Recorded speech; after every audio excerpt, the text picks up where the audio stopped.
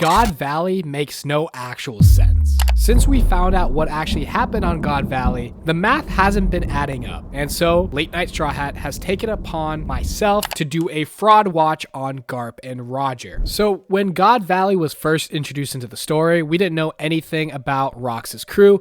We just knew that Garp and Roger took on Rox and defeated him. At that point, sure, I believed it at that point. But then later in the story, we found out that Rox's crew contained future Yonko. That's where I drew the line. So you're telling me that Garp and Roger were able to take on Edward Newgate, Charlotte Linlin, and Kaido and win? That roster already seems way too stacked to begin with. And with chapter 1096 confirming Golden Shiki Lion is part of Rox's crew, as well as a former Amazon princess, the leader of the Amazon Lily, was seen with Whitebeard.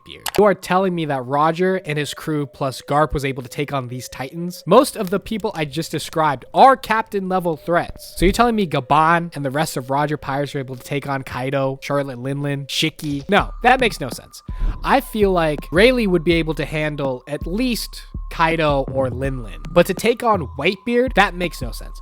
Whitebeard is Roger's real rival currently, or after this incident, and he's strong enough to fight Roger to a standstill. So you're telling me that Rox, who is supposed to be stronger than Whitebeard, lost to Roger when Rox had Linlin, Shiki, Kaido, and Whitebeard on his side? That makes no sense. Something else had to happen on this island, and we kind of see a little bit of it take place when the Rox pirates descend and we see Whitebeard commanding everybody. But this is one of the theories I thought would make sense as to how Roger and Garp was able to beat such a stacked crew. These pirates don't even seem like a crew. Whitebeard is literally saying, hey Rox, when did I become your underling? Like, I'm not your underling. I am my own person. I'm my own captain. So how I think Rox lost was because his crew was disjointed. No one really saw Rox as their leader and was just using this and his power as a means to their own ends. Like we see in this chapter, Charlotte Linlin just goes after the devil fruits and takes that dragon fruit. And Kaido, I'm not sure what he's doing, but he probably is following Linlin because that's how he gets the fruit. And Whitebeard's just like, hey, we have a common goal here, Rox. Like, what are you guys doing? So the only thing that makes sense is that Edward Newgate, maybe Linlin, and maybe Kaido did their own thing. And when Garp and Roger started working together, they were like, I don't want to fight these two, and just booked it. So it was really just Rox and his actual crew fighting against these two. Because there is no way in hell you're telling me that Roger and Garp was able to take on 3 future Yonko. That makes no sense.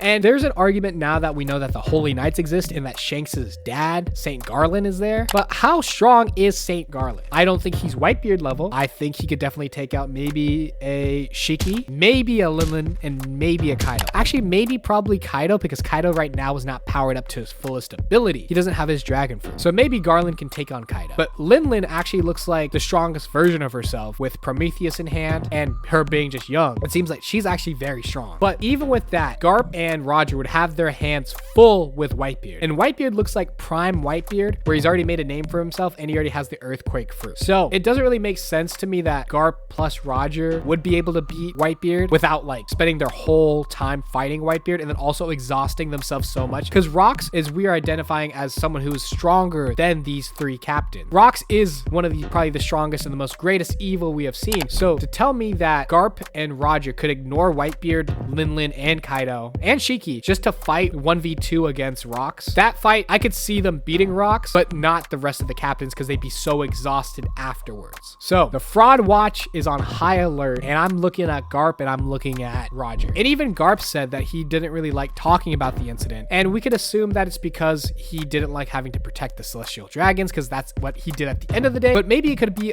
something more shameful, as of the other captains just dipped and didn't even help out Rox, so they kind of just took on Rox 2v1, so he might have felt a little shameful about that. But there is no way that Garps and Roger were able to take on all of Rox's crew and walk away. It makes no sense. And no matter how strong Roger is, the odds are stacked so high against him, and his crew does not really look impressive besides Rayleigh. So until Oda shows me exactly what happened on God Valley, I have put Roger and Garp on fraud watch, and they will be awaiting trial until we get new evidence. But we did see that on the island, St. J. Garcia is there. So him being there, he might have actually fought fought with Roger and Garp, which would have definitely evened the playing field because he is a yokai, but I don't really see him actually doing something like that. Like, he seems like more of a figurehead, and we don't know how strong he is, but it seems like Saint J. Garcia was preoccupied with Kuma, and it seems like he was just trying to stop Kuma from taking people and saving people and then also saving himself. So it doesn't even seem likely that he was able to join the fight. But what do you guys think about my theory? Do you think that something else happened, like the Rock's crew disintegrated mid-fight, or do you think that Roger and Garp are really that guy and can take on 3 Yonko plus Rocks? But let me know what you guys think in the comments below, and don't forget to like and subscribe. It helps out so much, and thank you guys so much for watching, and I hope you have a great day. Peace.